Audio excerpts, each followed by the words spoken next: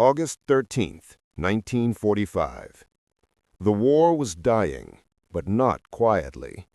Across Asia, the sun that had once risen proudly over the Japanese Empire was now setting behind smoke and ruin. In the frozen plains of Manchuria, near the quiet district of Pingfang, something else was burning. Not a city, not a battlefield, but a secret. The night sky glowed orange as fires devoured an enormous compound that the Japanese army had sworn never existed. From the distance, the flames looked almost holy, like a final act of purification. But inside those fires lay the remains of a nightmare the world wasn't meant to see. They called it a water purification facility. That was the official term stamped on every military record, printed on every supply crate, whispered to anyone who asked too many questions. But the men who worked there knew the truth. The real name was Unit 731, and what happened inside those walls would remain one of humanity's darkest buried chapters. It wasn't a battlefield, but it smelled like one. Metal, oil, and burning flesh. As the inferno roared through laboratories and cells, hundreds of caged prisoners, test subjects, were still inside. The guards were told there wasn't time to evacuate them. The priority was to destroy the evidence. Years of research, boxes of data, glass vials, surgical notes, all of it had to vanish before the Soviets arrived. Flames licked the walls, consuming not just paper and steel, but history itself. Those who died in that fire weren't soldiers. They had no ranks, no flags, no names. The scientists had called them maruta, a Japanese word meaning logs. To the men in white coats, they were not people, only material, wood to be cut, burned, or broken as necessary.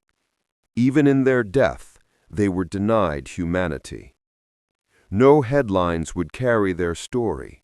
The newspapers in Tokyo were already filled with surrender rumors, with news of Hiroshima and Nagasaki. There was no space left for the nameless dead of Manchuria. And so, as the smoke of Pingfang rose into the August night, their voices were erased, replaced by silence, bureaucracy, and lies. In that silence, a new war began, not of guns or tanks, but of memory versus forgetting. A war fought in secret archives, whispered testimonies, and in the conscience of a world that preferred to look away. To understand how Unit 731 was born, we must return to a time when the world was still recovering from the Great War, a war that had already introduced humanity to poison gas, machine guns, and industrial death. Japan, emerging as a new power, believed it could surpass the West not just with armies, but with science.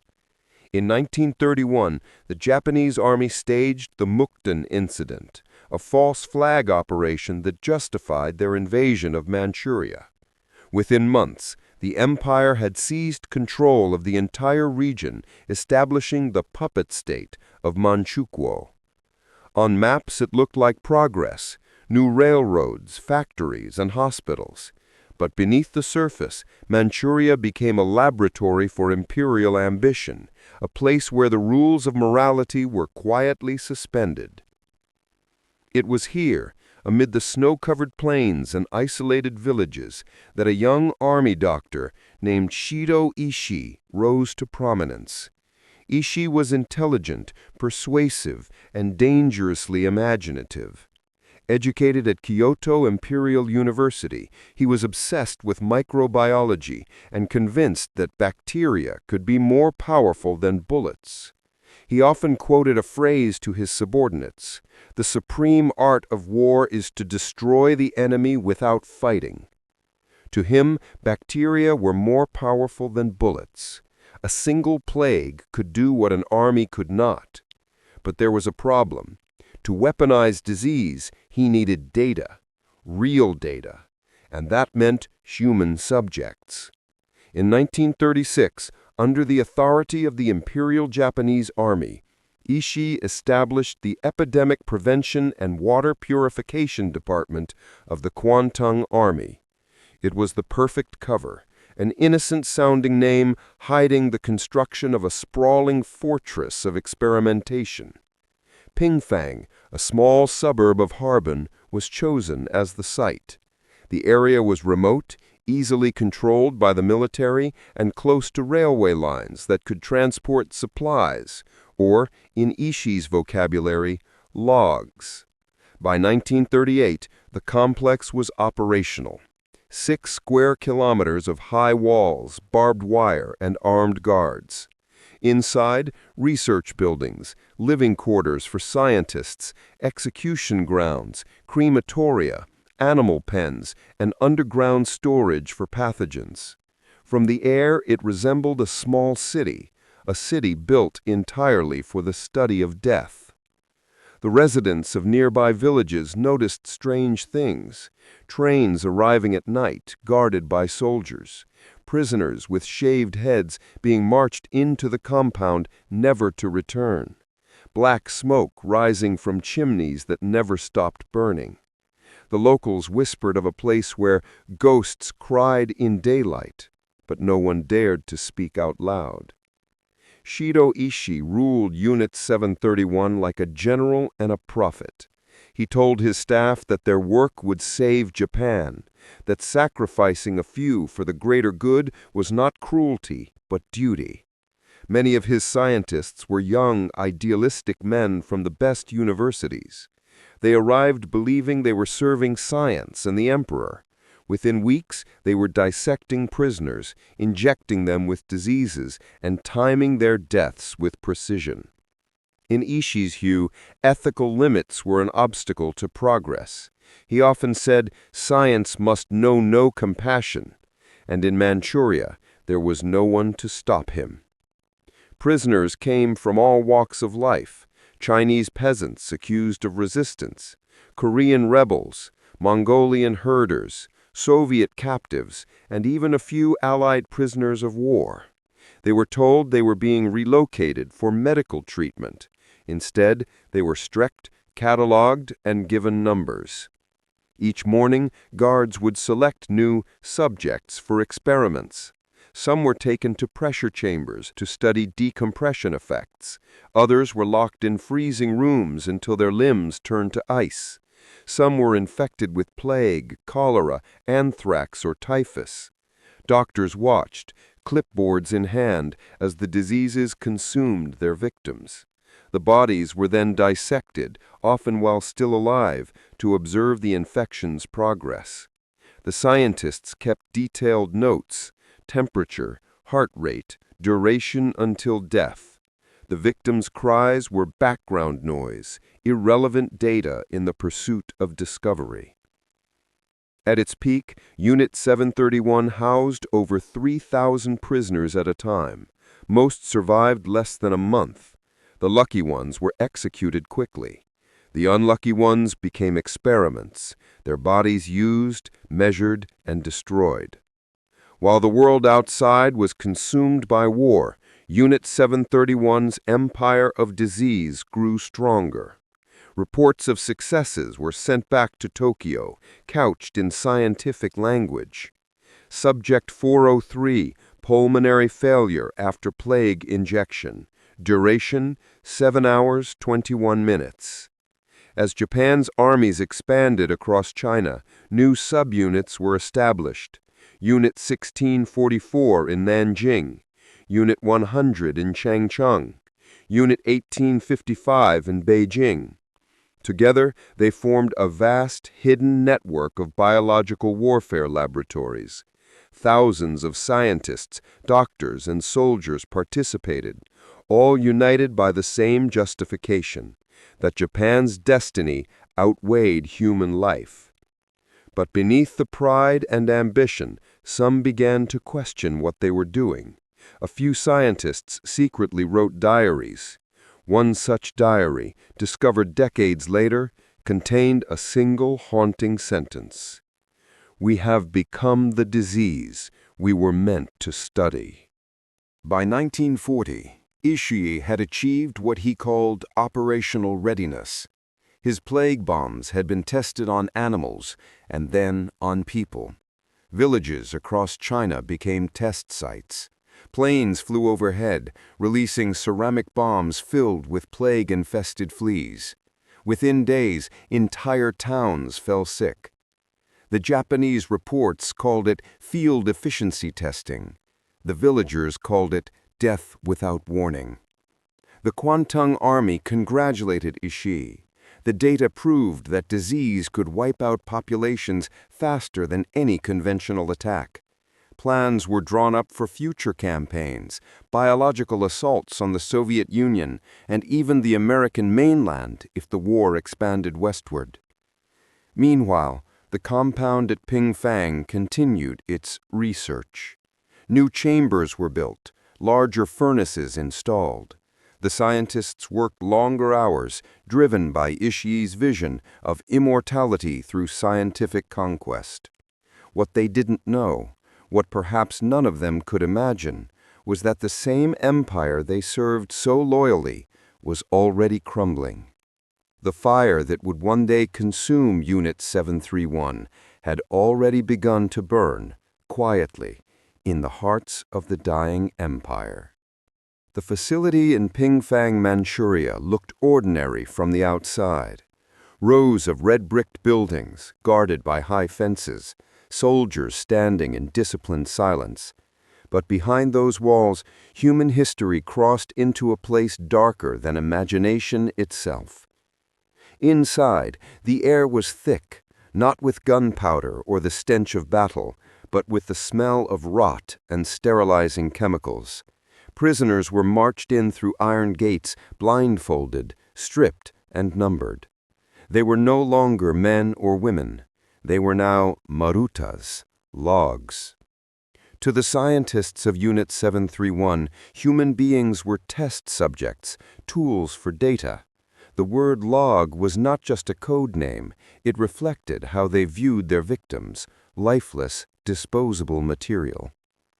Every morning, the sound of boots echoed through the corridors as guards pulled selected prisoners from their cold, concrete cells. Some were Chinese resistance fighters. Some were Soviet soldiers. Others were simple villagers, farmers, women, even children. None would leave alive. The experiments began quietly, methodically, as if following a medical schedule. But these were not treatments. They were horrors disguised as science. The first phase involved live dissection. Prisoners were tied down on cold metal tables.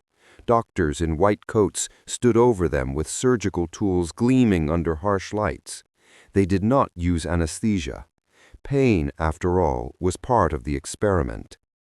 The goal was to study the effects of diseases and injuries on living tissue. Scientists wanted to see how organs failed, how blood reacted, how long a human could survive after specific wounds. They infected people with plague, anthrax, typhus, and cholera, then cut them open to observe the results. A soldier's diary found after the war described one such procedure. They brought in a woman, no older than 20. She screamed when they opened her chest. The doctor told her to stay still, as if she had a choice. Her heart kept beating for several minutes. They all watched. Every note was taken carefully. Every observation was logged. The doctor spoke softly, almost calmly, as if discussing a lab rat, not a human being. For them, this was research. For the empire, they said. But the truth was simpler. It was cruelty in the name of progress. Winter in Manchuria was merciless. Temperatures dropped below -40.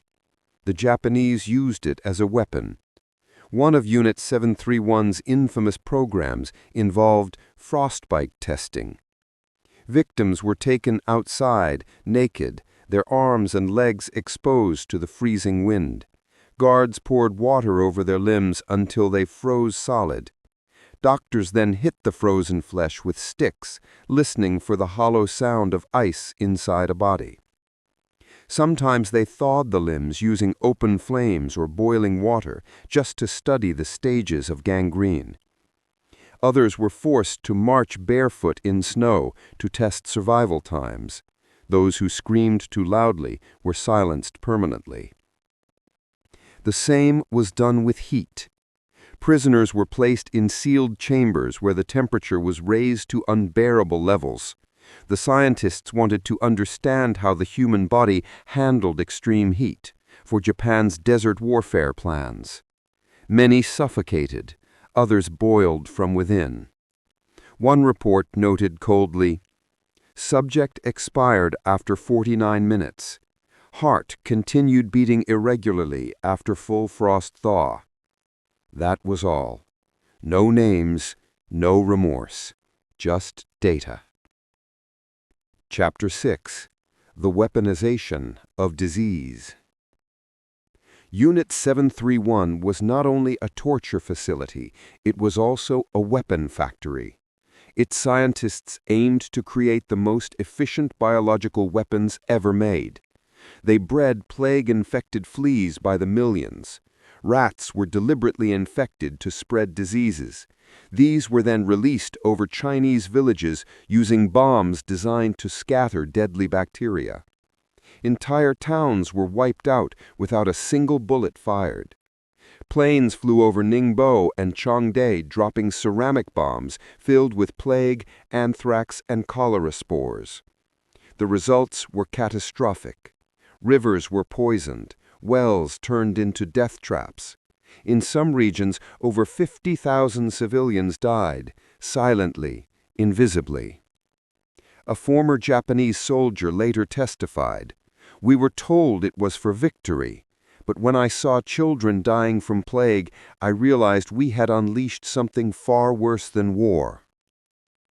Inside the labs, scientists studied every aspect of disease spread. They infected prisoners with different strains, then exposed them to others, comparing the outcomes. Some were injected with seawater instead of blood. Others were deprived of food and given only contaminated water. Each victim's death was noted with precision: date, time, symptoms. In total, more than 10,000 people were killed in these biological experiments alone. Unit 731 also studied how much pressure the human body could withstand.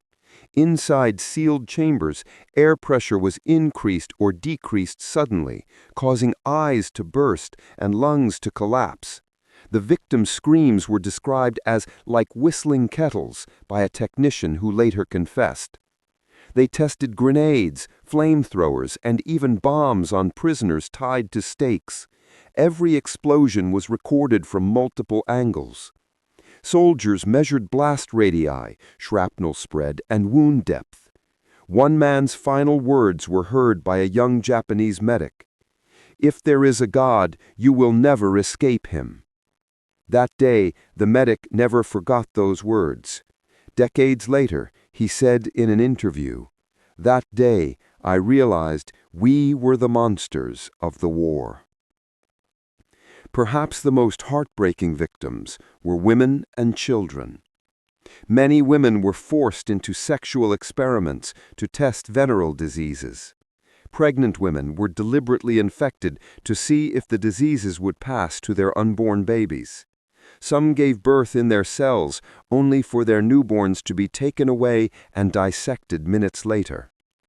The scientists wanted to observe hereditary transmission. They did not stop even when the mothers begged for mercy. One survivor, a nurse who worked under duress, recalled, "There was no humanity left in that place, only silence and death." Children were used in pressure and temperature tests because their bodies reacted differently. They cried for their mothers until their voices faded. Not one child survived. Everything was documented, neatly, systematically. Charts, photographs, body samples preserved in formalin. The doctors saw themselves as pioneers. They believed Japan's destiny justified their methods. By 1945, Unit 731 had gathered mountains of data on human endurance, disease spread, and anatomy. It was the most complete record of human suffering ever created, all in the name of science. But soon, the war would end, and with it, their secrets would face a new fate, one that would shock the world. By the summer of 1945, Japan was collapsing. Allied bombers roared over the skies of Tokyo. Hiroshima and Nagasaki were soon to face destruction beyond comprehension. But far away in Manchuria, within the quiet walls of Pingfang, panic was beginning to spread among the doctors and soldiers of Unit 731. They knew the war was lost, and they knew what they had done could never be forgiven. Orders came from Tokyo: destroy everything. Fires were set, documents were burned, glass jars filled with preserved organs were smashed and poured into the mud. Prisoners, the living evidence of their crimes, were executed by the hundreds. Some were shot, others were gassed. The goal was simple: leave no witnesses. On August 9, the Soviet Red Army began its invasion of Manchuria. Within days, they were closing in on Harbin. Inside Unit 731, officers scrambled to flee. Trains were loaded with scientists, guards, and equipment heading toward the Japanese homeland. The laboratories, once filled with screams, now stood empty, silent, soaked with blood and ashes. A single soldier, left behind, later recalled, "We were told to make sure nothing survived, not a record, not a person, not even the smell of what we did." As the Soviets advanced, the last of the guards detonated explosives, leveling entire buildings. But destruction could not erase everything. In the ashes and frozen soil, they left behind their truth, the remains of more than 12,000 victims. After Japan's surrender, the world demanded justice. The Tokyo War Crimes Tribunal began investigating atrocities committed by the Imperial Army, Nanking, Bataan, and countless others. But strangely, Unit 731 was missing from the headlines. Why? Because across the ocean, in a quiet exchange between generals and scientists, a bargain was made. The United States Army discovered the remnants of Unit 731's research. When American intelligence officers realized the scale of the biological experiments, they saw not just horror, but opportunity. The Cold War was beginning. The Soviet Union was now the new enemy, and biological warfare data was priceless.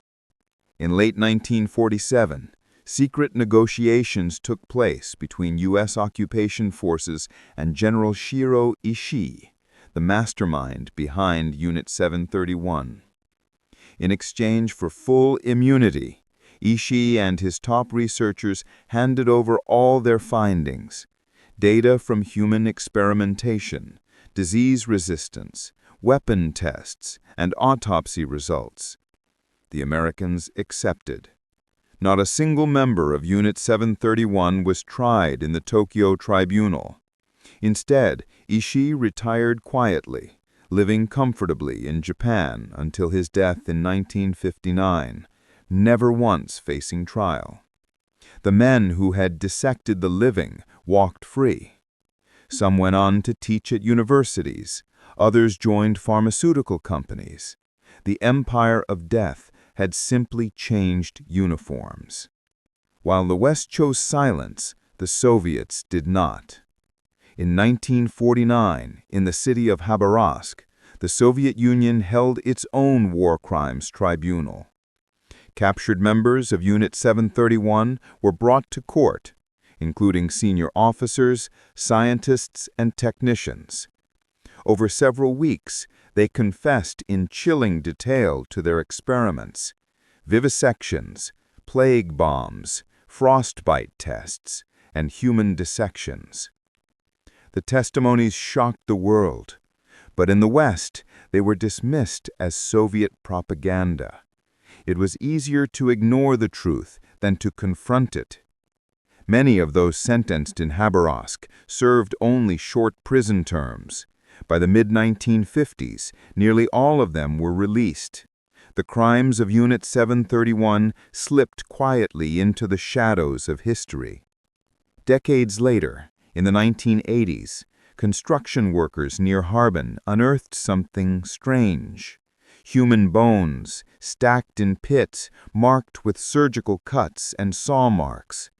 Forensic teams examined them and confirmed these were not soldiers.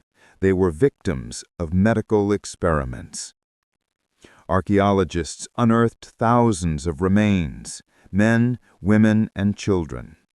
Some still had traces of infection in their bones. Others bore the marks of frostbite and dissection. The ground itself was a cemetery of silence. Locals said the soil still smelled of chemicals when it rained. Old villagers whispered that they could still hear crying at night near the ruins. The ghosts of Pingfong, they called them. Souls that never left. For decades, Japan refused to acknowledge the existence of Unit 731. Textbooks were silent. The government avoided the subject. Even in universities, the story was treated as rumor, not history. Survivors and families of victims demanded recognition, but their pleas went unanswered. When former nurses or soldiers tried to speak out, they were threatened or shamed. One nurse who testified publicly in the 1990s said, "They told me to stay quiet. They said, 'You will dishonor Japan.' But I could not forget the faces of those who begged us to stop." Western governments, too, remained quiet. The immunity deal, signed decades ago, was buried deep in classified archives. It wasn't until the 1990s that declassified U.S. documents confirmed the truth. The experiments were real, and the scientists had indeed been protected. It was a betrayal not only of the victims, but of humanity itself. Today, on the site of the old Unit 731 complex stands a museum, a place not of revenge, but of remembrance. Inside, glass cases display fragments of instruments, scalpels, syringes, test tubes still stained with time. Black and white photos line the walls, showing faces once erased from history. Children visit on school trips. Some cry. Some look away. The silence inside those halls is heavy, almost unbearable. A plaque near the entrance reads, "The dead cannot speak, but the living can choose to remember." In one exhibit, a preserved ledger lists numbers, not names, of those experimented on. A guide whispers softly, "Each number was a person." The museum stands as both a warning and a mirror, showing what humans can become when they stop seeing others as human. Nearly 8 decades have passed, yet the echo of Unit 731 remains. In the quiet corners of Harbin, survivors still leave flowers near the ruins. In classrooms across Japan, teachers debate whether to tell their students. In archives, dusty files still hold secrets that no one wants to open. But history has a way of resurfacing. Each time the story of Unit 731 is told, it forces the world to look again at what we are capable of, at what science becomes without morality, at what happens when war turns men into monsters. A historian once said, "The greatest horror of Unit 731 is not that it happened, but that so many wanted to forget it did." Those who suffered there had no graves, no names on monuments, But their story, whispered through the decades, still lives on. And perhaps that is the only justice they will ever receive. History often measures war by victories and defeats, by generals and empires. But sometimes its truest measure lies in places like Ping-Fong, where there were no battles, only suffering. Unit 731 was not merely a chapter of cruelty. It was a mirror held up to humanity. It showed how knowledge without conscience becomes poison, how patriotism can blind men to evil, and how silence can be as deadly as any weapon.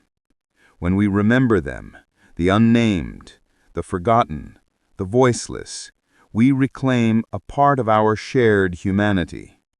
Because forgetting would mean it could happen again. And remembering keeps the world awake.